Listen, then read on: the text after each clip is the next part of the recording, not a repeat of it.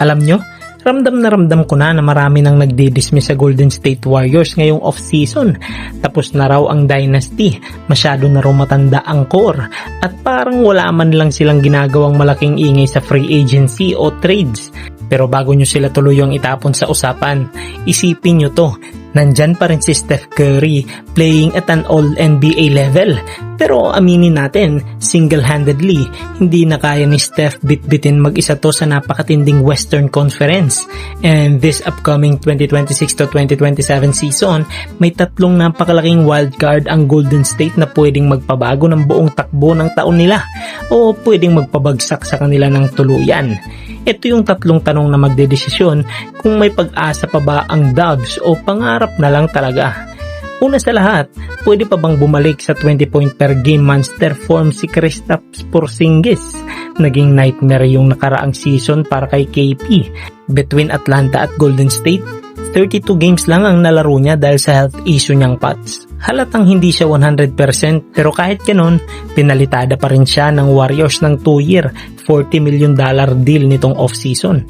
Ibig sabihin malaki ang tiwala ng front office na healthy na ulit siya.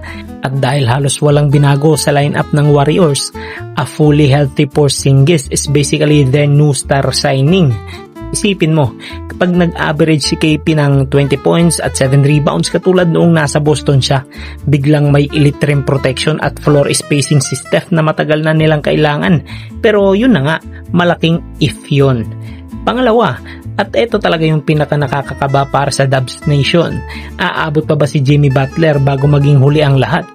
Mula noong mapunit yung ACL ni Jimmy playoff mode Butler laban sa Miami noong January, para na ring natapos yung tsansa ng Warriors noon. 20 points per game si Jimmy habang naglalaro lang ng 31 minutes. Siya yung legit second option na kailangan ni Steph. Ang balita, inaasahan siyang makakabalik sa court sa pagitan ng Christmas Day at All-Star break sa February. Ibig sabihin, kailangan kayanin ng Warriors na mag-survive sa West nang wala si Jimmy sa unang kalagitnaan ng season. Pagbalik ba ni Jimmy, may habulin pa bang playoff spot o masyado nang malalim ang baon nila? At ito yung pinakamasarap abangan. Yung ikatlong tanong, kaya ba nung rookie nilang si Axel Landerborg na patunayan na totoong ginto yung Summer League MVP performance niya? Drafted 11th overall out of Michigan matapos manalo ng NCAA title. Si Landerborg lang ang natatanging tunay na bagong mukha ng rotation ng Golden State. Pero pare, napanood nyo ba yung Summer League Championship game?